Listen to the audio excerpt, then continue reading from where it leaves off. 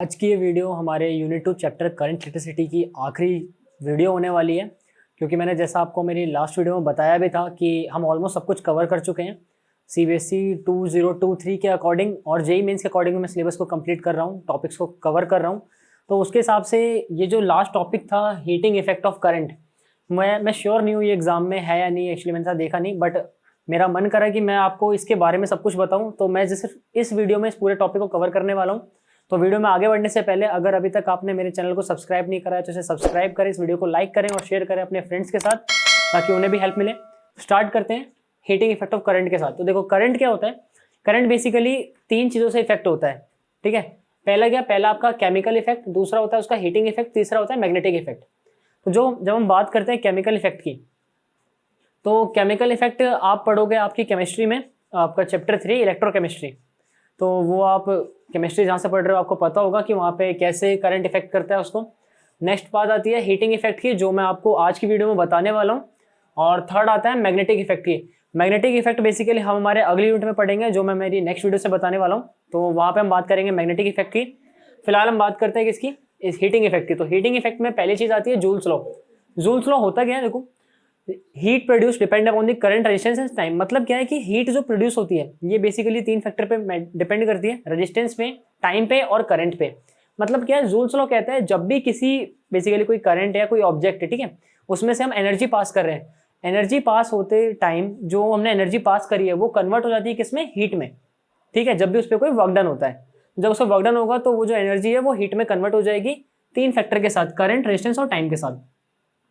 इसके लिए मैंने ये थोड़े समय बता दिया। देखो, charge pass by a battery, जब हम बात करते हैं बैटरी की, किसी सर्किट में कोई बैटरी कनेक्ट है, हमने उससे करंट को पास करा है टी टाइम के लिए, तो वहां पे चार्ज कितना पास हो रहा है, Q is equals to I T, ठीक है। आई करंट हो गया, टी टाइम हो गया। और इस चार्ज पे जो वर्क डन हो रहा है अंडर पोटेंशियल V, मतलब इस चार्ज को पास कराने के लिए point A to B under potential V जो वर्क डन हो रहा है वो क्या हो रहा है, QV, W is equals to QV। तो हम Q को यहाँ पुट करेंगे, वर्क डन आएगा, क्या आएगा, ITV।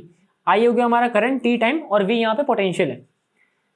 अभी ये जो वर्कडन है, ये वर्कडन हुआ कैसे, जैसा मैंने अभी आपको बताया जूल्स लॉ के अकॉर्डिंग, जो हमारा एनर्जी है, हमने जो काम करा है वो क्या हीट में कन्वर्ट हो रहा है। तो हम उसमें कर क्या रहे हैं, वर्कडन ही तो कर रहे हैं। तो यहाँ पे वर्कडन हो रहा है किसके थ्रू, रजिस्टर आर के थ्रू, जहाँ पे करंट पास हो रहा है, और हमारा जो वर्क हो रहा है करंट का वो किस में कन्वर्ट हो रहा है, हीट में। इसलिए मैंने बोला वर्कडन इक्वल्स टू क्या हो जाएगा, हीटिंग इफेक्ट, H। तो हम हर जगह पे W को S से क्या कर देंगे, रिप्लेस कर देंगे। तो यहाँ पे W की जगह क्या आ जाएगा, H is equals to V I T. ये होता है हमारे हीटिंग इफेक्ट की पहली equation, H is equals to V I T. अब यहाँ पे आप V is equals to I R put कर दोगे पहली इक्वेशन में, तो H is equals to I square R T, ये आ गया दूसरी इक्वेशन। इसी में I equals to V by R put कर दोगे तो H is equals to V square by R into T. ये होते हैं हमारे तीन इक्वेशन हीटिंग इफेक्ट के, जहाँ पे हम इसको H से डिनोट करते हैं। नेक्स्ट टॉपिक आता है हमारा इलेक्ट्रिक पावर। इलेक्ट्रिक पावर क्या होता है, बेसिकली ये रेट होता है किस चीज का, it's the rate at which electric work done is और इलेक्ट्रिक एनर्जी इज यूज्ड। मतलब क्या है, जो आप इलेक्ट्रिक वर्क डन कर रहे हो, यानी जो आप वर्क डन कर रहे हो अभी, उस वर्क डन का रेट होता है, यानी work done per unit time. तो हम इलेक्ट्रिक पावर को बेसिकली पावर से भी डिनोट करते हैं। तो पावर क्या हो जाएगा, वर्क डन अपॉन टाइम। तो अभी जो आपने निकाला है ये H, ये H क्या था, वर्क डन ही था। तो यहाँ पे जहां जहां T से मल्टीप्लाई हो रहा है उसको T से डिवाइड कर देंगे। P is equals to V I, यहाँ क्या था वी आई टी, ये आ गया V I square R T, ये आ गया आई स्क्वायर आर, यहाँ था V square by R into T, ये आ गया वी स्क्वायर बाई आर, सारे टी गायब हो गए। यूनिट की बात करें किसकी, इलेक्ट्रिक पावर की या पावर की, तो ये होता है जूल पर सेकंड, क्योंकि ये क्या, work done upon time, work done हो गया जूल और अपॉन टाइम क्या हो गया, सेकंड। इसकी और भी यूनिट होती है, एक होती है किलोवाट। किलोवाट क्यों होती है ये मैंने लास्ट में बताया हुआ है, मैं आपको बताऊंगा। किलोवाट क्या होता है, 10 की पावर 3 वॉट। नेक्स्ट होता है हॉर्स पावर। हॉर्स पावर क्या होता है, आपने जनरली आपने गाड़ी में सुना होगा, जो गाड़ियां होती हैं उनमें हम बात करते हैं इंजन की, इंजन कितने हॉर्स पावर का है, कितनी सीसी का है, तो वो कितना होता है 746 वॉट, ठीक है। तो 1 horse power is equal to 746 watt. Next power में हम बात करें तो पावर में भी कॉम्बिनेशन होते हैं, ठीक है। लेकिन मान लो आपने बहुत सारे रजिस्टर्स यूज करे हुए हैं जिसमें क्या वो कुछ पावर कंज्यूम कर रहा है, तो उस पावर को आपने कैसे यूज करा है कि आप एफिशिएंट वे में उस पावर को क्या कर सको, यूज कर सको अपने सर्किट को। तो आइदर पैरेलल और सीरीज। तो जब हम पैरेलल की बात करते हैं, पैरेलल में क्या होता है, पोटेंशियल कांस्टेंट होता है। मैं अभी से, और मैंने पहले जितनी वीडियो बताई हर जगह मैंने ये चीजें बार बार रटी है, ताकि आपको क्या समझ में आए। पैरेलल में पोटेंशियल कांस्टेंट होता है, सीरीज में करंट कांस्टेंट होता है, ठीक है। तो जब पोटेंशियल कांस्टेंट है, तो देखो ये जो इक्वेशन में लिखी, इसमें क्या है, पोटेंशियल कहाँ कहाँ आ रहा है, एक तो यहाँ आ रहा है और एक यहाँ आ रहा है। तो यहाँ और यहाँ में यहाँ क्या पोटेंशियल भी है, करंट भी है, भाई दोनों नहीं हो सकते, दोनों में से एक कांस्टेंट है और दूसरा नहीं होना चाहिए। तो क्या देखो इसमें है, इसमें सिर्फ रेजिस्टेंस ऐसी चीज है जो क्या है आपका अलग बच जाएगा वेरिएबल में। तो H inversely proportional to R, इसलिए मैंने ये वाली इक्वेशन यहाँ यूज करी है। पावर क्या हो जाएगा, P is equal to V square by R से पोटेंशियल कांस्टेंट कर देंगे, बचेगा R, तो P is inversely proportional to R। जैसे जैसे रेजिस्टेंस बढ़ेगा पावर घट जाएगी, कभी पैरेलल के केस में। सीरीज में बात करें करंट कांस्टेंट हो जाएगा, करंट के लिए ये वाली इक्वेशन ले लो, ठीक है। इसमें क्या हो जाएगा, पावर रजिस्टर के डायरेक्टली प्रोपोर्शनल हो जाएगी, इधर तो आ ही नहीं सकती क्योंकि यहाँ पे रजिस्टर आ ही नहीं रहा, ठीक है। तो ये डायरेक्टली प्रोपोर्शनल हो जाएगा, पावर बढ़ाओगे रजिस्टर बढ़ाओगे तो पावर बढ़ेगा, पावर बढ़ाओगे रजिस्टर बढ़ाना पड़ेगा, ठीक है। नेक्स्ट हम बात करें इनकी कॉम्बिनेशन की। तो जब हम बात करते हैं पैरेलल कॉम्बिनेशन की, पैरेलल कॉम्बिनेशन में क्या होता है, जो हमारा पी नेट होता है, पी नेट किसके इक्वल होता है, P1 plus P2 plus Pn। अगर आप ध्यान से देखो तो यहाँ पे जो हमने इस कॉम्बिनेशन की बात करी है पावर के टर्म में, ये हम एज इट इज कर रहे हैं जैसे हमने कैपेसिटर के टर्म में करा था। कैपेसिटर में भी जब पैरेलल की बात करते हैं तो सी नेट आता था C1 plus C2 plus Cn तक, और यहाँ भी पावर ऐसे ही आ रहा है, बस रजिस्टर उल्टा हो जाता है। रजिस्टर आपके सिलेबस में है नहीं सीबीएसई वालों, तो आपको दिक्कत ही नहीं है, ठीक है। मैं बात करूंगा जेई वालों के लिए, तो आपको ये चीज ध्यान में रखनी है। और जब बात करते हैं सीरीज की, सीरीज में 1/P नेट क्या होता है, 1/P1 plus 1/P2 till 1/Pn। Next topic की बात करते हैं, ये होता है इलेक्ट्रिकल एनर्जी। अभी देखो ये जो मैंने आपको सब कुछ बताया ये आपस में लिंक कर रहे हैं टाइम से, तो आपको सिर्फ इसका ध्यान रखना है। जैसे यहाँ पे क्या था, वर्क डन यानी हीटिंग इफेक्ट, इसमें से टाइम हटा दोगे तो आ जाएगा पावर, और इलेक्ट्रिक एनर्जी में वापस से टाइम लगा दो, वापस से आ जाएगा क्या, इलेक्ट्रिक एनर्जी या फिर आपका हीटिंग इफेक्ट।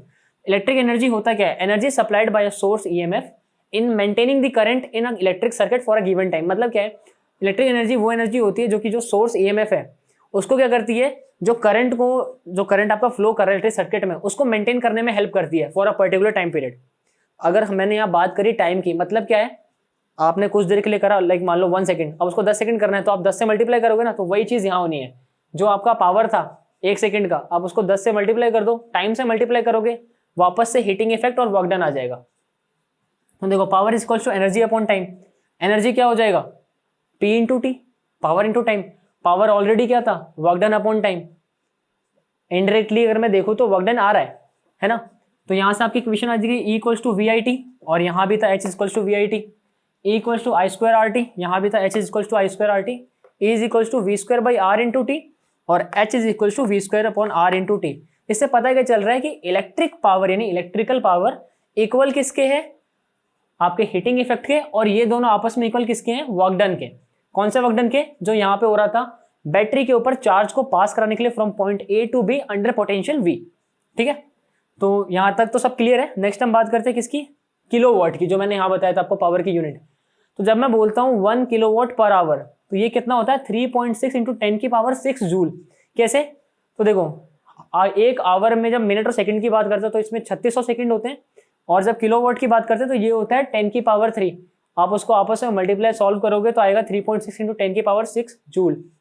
तो जब भी कोई अप्लायंस, कोई बल्ब वो आपने कुछ भी घर पे यूज करा है, जब भी वो इतनी एनर्जी यूज कर लेगा तो जो आपके घर में मीटर होता है वो पहला यूनिट क्या करता है, इंक्रीज कर देता है। मतलब क्या है, अगर आपने 1000 वॉट यूज कर दिया 1 घंटे में तो आपका 1 किलोवाट पर आवर हो जाएगा और आपकी पहली यूनिट उठ जाएगी। इसलिए हम क्या करते हैं, लाइक मान लो आप एक प्रेस यूज कर रहे हो घर में जो कि क्या है 1000 वॉट का है ना। 1000 वॉट तो छोड़ो, लाइक मान लो आप कोई अप्लायंस यूज कर रहे हो जो 250 वॉट का है ना, या आप घर में 100 वॉट का बल्ब जला देते हो। तो अगर आप 100 वॉट के बल्ब को 10 घंटे जला के रखोगे तो आपका पहला यूनिट उठता है। ये कहाँ से पता पड़ता है हमें, इलेक्ट्रिकल एनर्जी से, ठीक है। अब इसकी यूनिट की बात करें तो हमारे पास इलेक्ट्रिकल एनर्जी में ये सारी यूनिट होती हैं, और एग्जाम में मेरे टाइम पे आई थी, अभी पता नहीं आएगी या नहीं आएगी। पर जब कॉम्पिटिटिव एग्जाम की बात करते हैं लाइक जेई वगैरह, या आप एनडीए की तैयारी कर रहे हो, तो वहाँ पे ये क्वेश्चंस आते हैं। यूनिट में क्या है आपके पास, जूल आता है, अर्ज आता है, और जब कमर्शियल यूनिट की बात करते हैं तो वो होता है किलोवाट पर आवर, जो मैंने आपको यहाँ बताया, ठीक है। इसमें जो कन्वर्जन आती है, कन्वर्जन क्या है, 1 जूल में 10 की पावर 7 अर्ज होते हैं, और 1 अर्ज में 10 की पावर -7 जूल होता है, ठीक है। तो ये इंपॉर्टेंट है, ये आपको याद रखना है।